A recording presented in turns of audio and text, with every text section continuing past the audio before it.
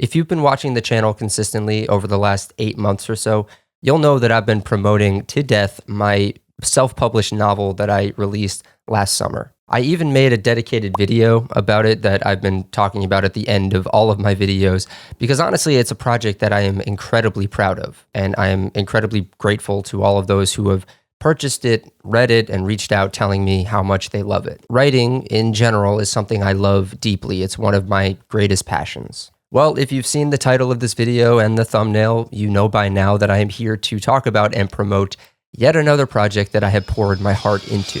This right here is my first novella, and it's called Thar Be Gold in Them Hills. And it's a bit of a weird title, but I like it. Now, what is a novella, you might ask? Well, fun fact, a novel is anything that exceeds 40,000 words, while anything between 17,000 and 40,000 technically falls in the novella category. And at about 34,000 words, this story doesn't quite make the cut for a full-fledged novel, so novella it is. This story has been a labor of love that's been brewing for quite some time. It actually began its life in late 2022 as a feature-length screenplay that I wrote. I've written about 7 or 8 screenplays over the years, and this one just stood out to me. After finishing my last novel, I wanted to write something, but I was in a little bit of a creative rut. So to get out of it, I revisited some of my older projects to see if they had any more life in them. And when I reread the screenplay version of Thar Be Gold, something just clicked. And it felt like this was a story that could really thrive in prose. Over the course of about 10 months or so last year, I chipped away at it,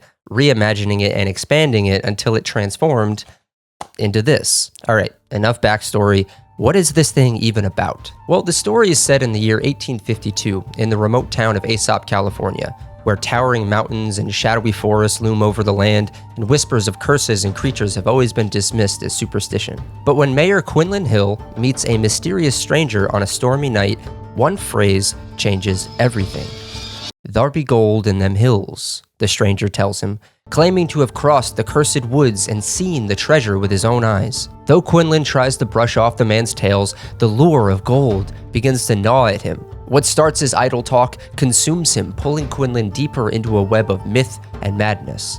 He sends the town's brightest into the forest in search of treasure, despite the growing whispers of strange forces stirring within the wilderness, men returning aged and broken, and enchantments that twist their minds. As the boundaries between reality and legend blur, Quinlan fears Aesop may never be the same. Now he must decide to trust in the unknown or plunge headlong into the dark mysteries of the forest where answers come at the highest cost. At its core, this story is a neo-Western fable. Fables have this incredible power to distill complex human experiences into simple, timeless narratives. And they often use larger-than-life elements like curses, creatures, enchanted forests to explore universal truths about ambition, greed, fear, and the human condition. And with Thar Be Gold in Them Hills, I just wanted to lean into this tradition. The story asks, what happens when our desires for something infinite, like gold or the promise of the unknown, blinds us to the cost of our obsession? And much like other famous fables, it's steeped in moral ambiguity. There are no clear heroes or villains, just people grappling with their choices in the face of a great mystery. I think what's so compelling about fables is how they tap into that primal part of us that loves mystery, mythology, and symbolism.